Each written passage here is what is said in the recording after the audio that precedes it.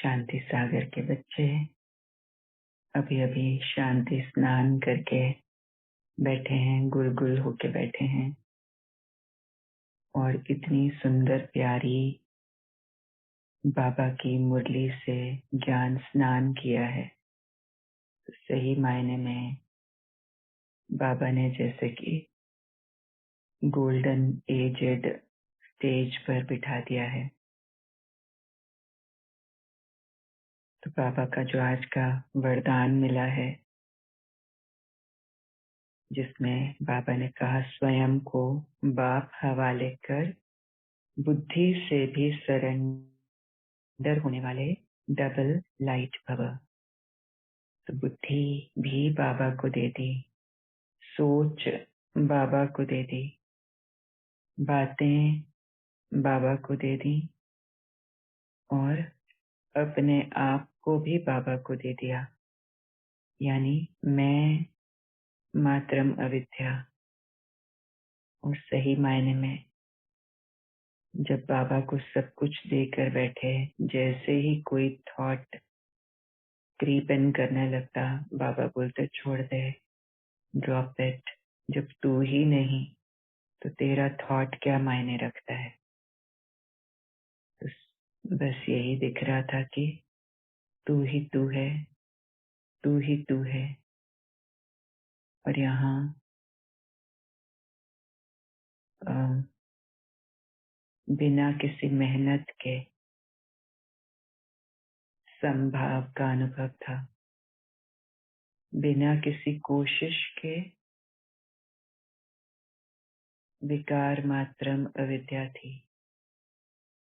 विकार मात्रम अविद्या यानी मैंपन नहीं, किसी भी तरह का सोच तक का भी अभिमान नहीं कि ये ज्ञान के पॉइंट को मैं अच्छे से समझ गई हूँ बाबा, इसका ये मतलब है बाबा, ये ऐसे है, वो भी नहीं।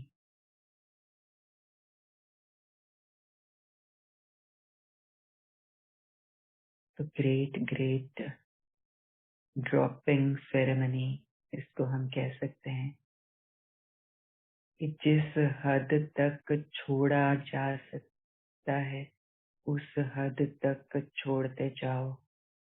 और जब उस हद तक छोड़ देते हैं तब सब कुछ खालस, क्लीन, क्लियर, बाप समान दिखने लगता है, हद बेहद के पार।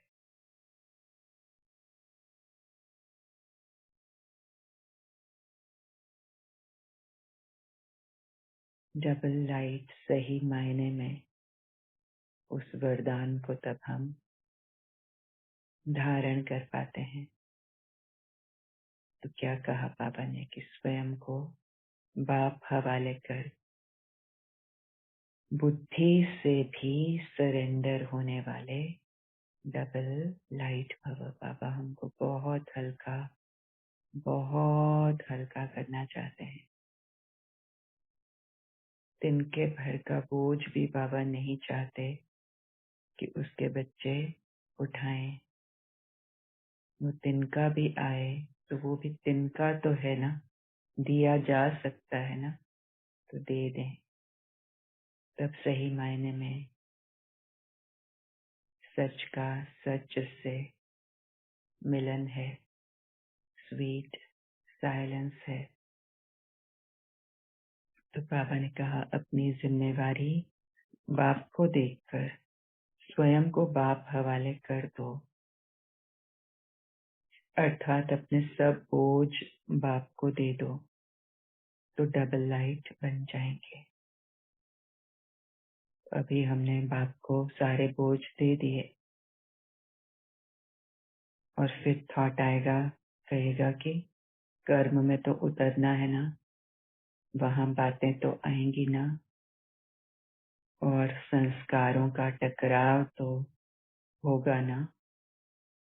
तो बाबा ने कहा मैं तो हद बेहद से ऊपर हूँ, हाजरा हजूर हूँ, तुम्हारे लिए ही आया हुआ हूँ, तो उस समय भी हम बाप को अपना बोझ दे सकते हैं। और अगर उस समय बाप को संकल्प तक भी अर्पण कर देना, बुद्धि से भी सरेंडर हो जाना अगर मुश्किल लगता है, तो बाबा हमें कई दिनों से ये युक्ति बता रहे हैं कि बीच बीच में रुक कर एक एक मिनट के लिए खाली हो जाएं। बाबा को कह दें, बाबा यूज मी, बाबा मैं तेरे हवाले। लिटरली बाबा ने ये वर्ड्स कहलाए हुए हैं, अभी अभी याद दिला रहे हैं बाबा कि बाबा मैं तेरे हवाले। तो जब हम इस तरह से बाप के ऊपर बलिहार जाने की प्रैक्टिस दिन भर में करते रहते हैं, जब कोई सिचुएशन नहीं है तो फिर हमारी वो आदत पक्की हो जाती है और सिचुएशन में भी हम नेचुरली सरेंडर कर देते हैं। बाबा आया ही है हमें सिचुएशन से बाहर निकालने के लिए, विकर्म विनाश कराने के लिए। तो उस समय अगर बाबा को याद नहीं किया, इसका मतलब हमने अपने माइंड को फुल्ली ट्रेन नहीं किया है, हमने सीखा नहीं है कि कैसे सरेंडर किया जाता है। थेरेटिकली समझ गए हैं, उसके साथ रिलेट कर पा रहे हैं, लेकिन अगर वक्त पर वो नहीं हो पा रहा, इसका मतलब कोई बड़ी बात नहीं है, अभी भी समय है। और हम जब सब कुछ ठीक है, उस समय अपने आप को सरेंडर करें। एक एक मिनट, जस्ट वन मिनट। इससे सहज और क्या हो सकता है। सिर्फ 1 मिनट कभी भी निकाला जा सकता है। बुद्धि को अपने सच में टिकाया जा सकता है। अशरीरीपन की प्रैक्टिस को, यानी उस मसल को स्ट्रॉन्ग किया जा सकता है, ट्रेन किया जा सकता है, रीवायरिंग की जा सकती है, रीप्रोग्रामिंग की जा सकती है। तो बाबा कह रहे हैं, बुद्धि से सरेंडर हो जाओ तो और कोई भी बात बुद्धि में नहीं आएगी। बस सब कुछ बाप का है ही ना, यही तो सच है ना, सब कुछ बाप का है, सब कुछ बाप में है, तो और कुछ रहा ही नहीं। जब रहा ही नहीं तो बुद्धि कहाँ जाएगी। कितनी सुंदर बात है। बस सब कुछ बाप का है, सब कुछ बाप में है, तो और कुछ रहा ही नहीं। जब रहा ही नहीं तो फिर कंप्लेन किस बात की, रहा ही नहीं तो दुख किस बात का, और दुख किसको। जब मैं ही बाबा की हूँ, जब मैं ही मैं नहीं रही, उसमें समा गई, उसमें खो गई, तू ही तू रह गया, तो फिर दुख किसको हो रहा है, फिर बुद्धि कहाँ जा रही है, फिर तकलीफ कहाँ है, फिर प्रॉब्लम कहाँ है। प्रॉब्लम है हद की दुनिया में, शरीरों की दुनिया में, शरीरों के ड्रामाज में।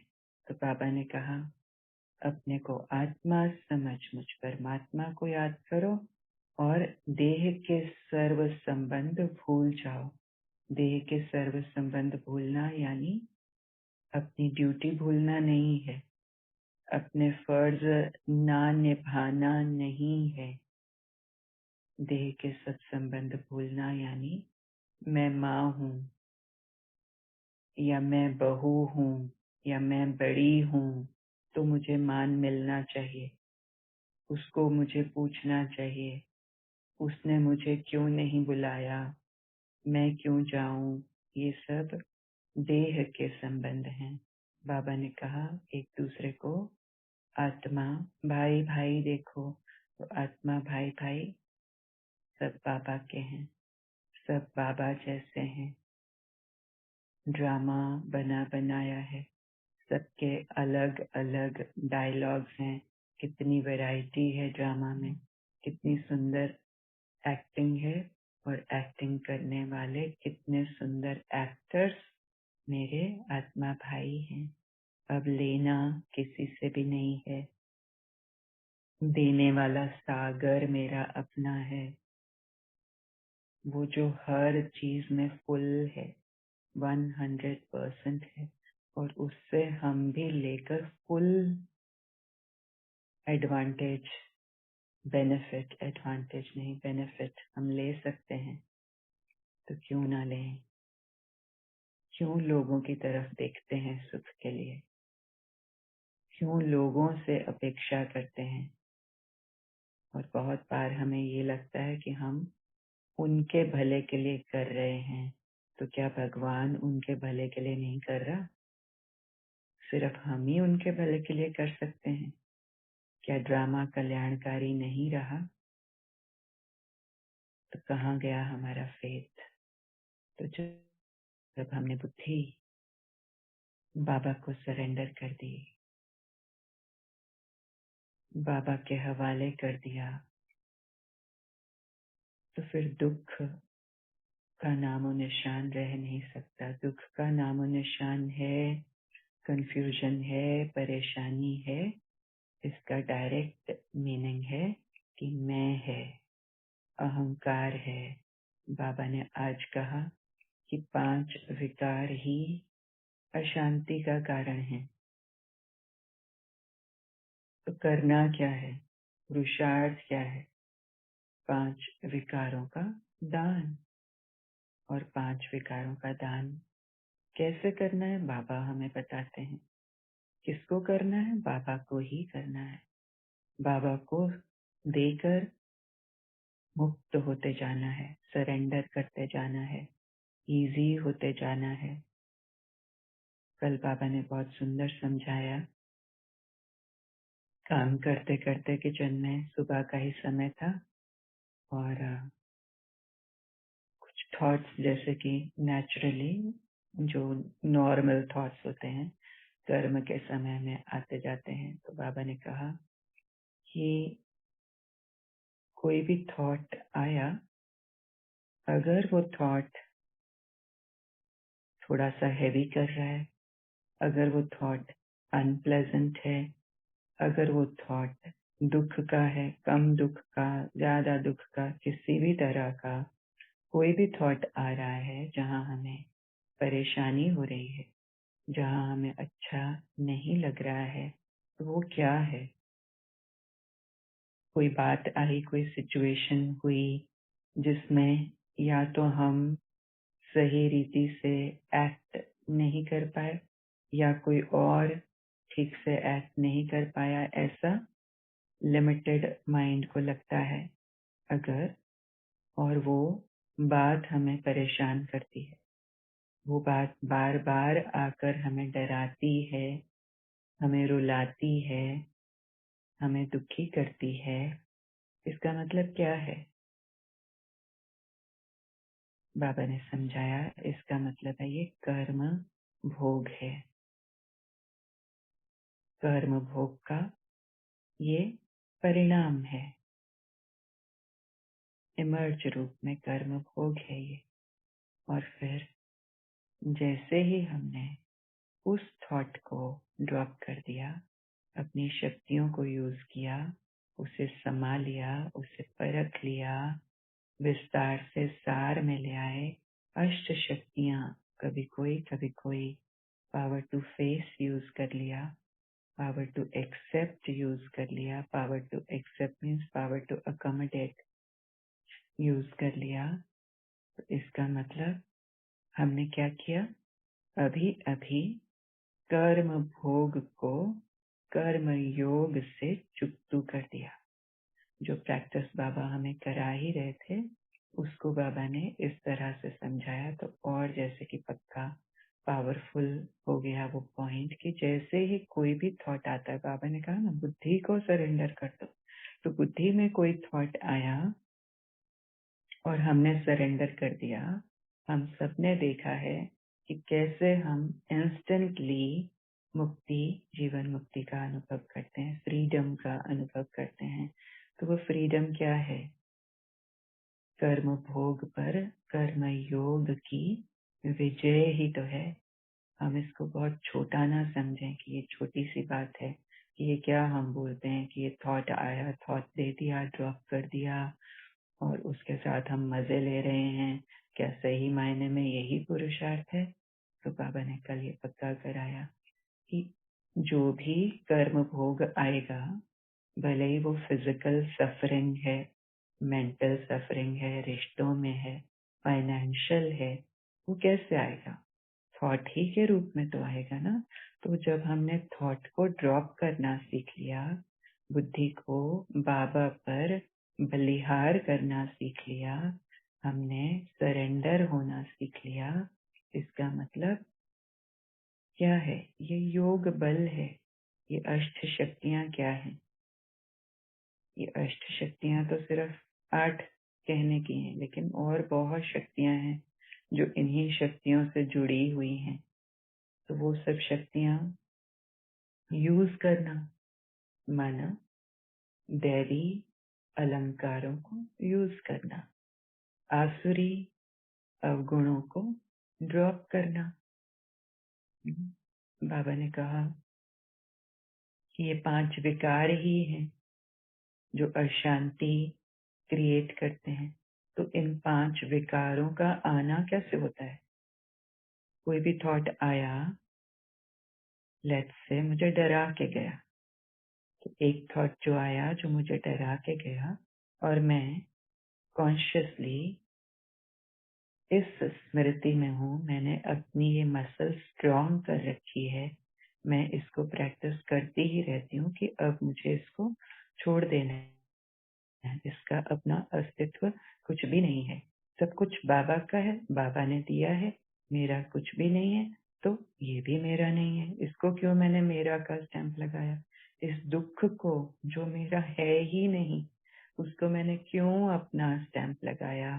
तो जब मेरी ये ट्रेनिंग पक्की होती है, तो मैं उस समय उसे बाबा को दे देती हूँ और हर बार कर्म योग से कर्म भोग पर विजय प्राप्त कर लेती हूँ। आगे बाबा कह रहे हैं, जब रहा ही अपना कुछ नहीं तो बुद्धि कहाँ जाएगी? बस एक बाप, एक ही याद का रास्ता, इस रास्ते से सहज मंजिल पर पहुंच जाएंगे। तो भगवान ने रास्ता भी बताया है, वरदान भी दिया है, आश्वासन भी दिया है, ठप्पा लगाया है कि इस रास्ते से सहज मंजिल पर पहुंच जाएंगे। बाबा ने अश्योर किया है। और क्या चाहिए फिर हम बच्चों को? इतना सहज मार्ग, इतना ताकतवर सर्वशक्तिवान बाप का साथ, फिर भी अगर हम आत्माएं रोएं, गिड़गिड़ाएं, ये ना देखें कि ये ड्रामा चल रहा है, हर किसी की अपनी अपनी यात्रा है, रूहानी यात्रा है। ये जरूरी नहीं है कि हर किसी की रूहानी यात्रा में सब कुछ ठीक ठीक चलेगा या फिर ठीक ठीक चलना चाहिए। उन्हें सिखाने के लिए, उन्हें सच से मिलाने के लिए, उन्हें दुख के भंवर से बाहर निकालने के लिए अति का होना आवश्यक है। और ये अति का ही समय चल रहा है, हम सब जानते हैं। फिर हैरान परेशान क्यों? बाबा ने तो बता दिया ना हमें, ये होगा ही, ये होना ही है। इस तरह के विनाश के सीन आएंगे ही। तो एक एक आत्मा के अंदर के रावण का विनाश हो रहा है, और जब विनाश हो रहा है तो खलबली तो मचेगी। ये मेलोड्रामास तो होंगे ही। तो जब ये सब कुछ हमें ज्ञान है, क्लैरिटी है, तो फिर हम अगर अभी भी माया के साथ रहें, उसको ड्रॉप ना करें, इसका मतलब हमें आदत हो गई है। वो सच है कि हमें आदत हो गई है दुख लेने की, लेकिन अब तो बाबा साथ है ना। तो उस दुख लेने की आदत को कैसे मिटाना है, कैसे खत्म करना है, उसकी बहुत ही सहज युक्ति बाबा ने हमें दी है कि बाबा पर वारी जाओ, सब कुछ उस पर कुर्बान कर दो। किस लेवल तक? जहां तक कुर्बान किया जा सकता है,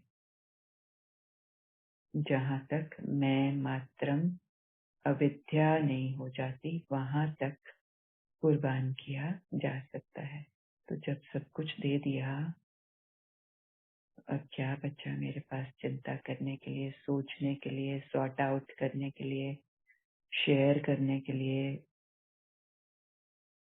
उसको आर्टिकुलेट करने के लिए, उसमें अपना टाइम और एनर्जी, समय, श्वास, संकल्प वेस्ट करने के लिए। कितना सुंदर सहज रास्ता बाबा ने दिखाया है। और शायद बुद्धि इसलिए इसको एक्सेप्ट नहीं करती क्योंकि ये बहुत सहज है।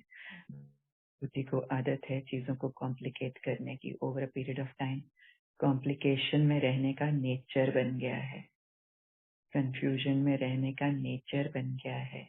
लेकिन खुशी की बात यह है, खुशखबरी ये है कि वो मेरा नेचर नहीं है। क्यों मेरा नेचर नहीं है? क्योंकि उसे छोड़ा जा सकता है। हर वो चीज जो छोड़ी जा सकती है, वो मेरी कैसे हो सकती है? वो मैं कैसे हो सकती हूँ? कितना सुंदर खुलासा है बाबा, बहुत बहुत बहुत सुंदर। स्लोगन में बाबा ने कहा, अडोलता के तख्त पर विराजमान हो, साक्षी दृष्टा बन, पाठ बजाने वाले ही श्रेष्ठ पाठधारी हैं। तो अभी अभी जो बाबा ने हमें समझाया वो यही था। अडोलता के तख्त पर कैसे विराजमान होना है। हर वो चीज जो हमें हिला रही है या डुला रही है, उसको छोड़ते जाओ। तो अडोलता के तख्त पर विराजमान है, उसे साक्षी दृष्टा होकर देखते जाओ, बाबा पर अर्पण करते जाओ और अपना पाठ प्ले करते जाओ easily, without any reaction, without any question, without any confusion, without any disturbance। तो क्या होगा? हम श्रेष्ठ पाठधारी हो जाएंगे। तो बाबा ने कहा, साक्षी दृष्टा बन, पाठ बजाने वाले ही श्रेष्ठ पाठधारी हैं। अभी और हैं मुरली के कुछ पॉइंट्स जो बाबा ने आज खास टच कराए हैं, वो भी शेयर करेंगे। लेकिन अभी ब्रेक लेते हैं। जितना अभी लिया है उसे कितना हमने डाइजेस्ट किया, वो हम अपने अपने शब्दों में आकर शेयर करेंगे, कंक्लूडिंग पॉइंट्स देंगे। ठीक है? तो सभी शेयर कर सकते हैं कि अभी आज इस शेयरिंग के बाद बाबा ने जो बताया, समझाया, ड्रिल इन किया, उससे क्या शिफ्ट हुआ, क्या कंफर्मेशंस हैं हमारी। तो हम दिशाएं नहीं बदलेंगे, जो कुआं खोद रहे हैं उसी को ही अलग अलग आत्मा अपने रूप से भी खोद चुकी होगी या खोद रही है। जो कुछ भी है वो हम शेयर करेंगे। Thank you.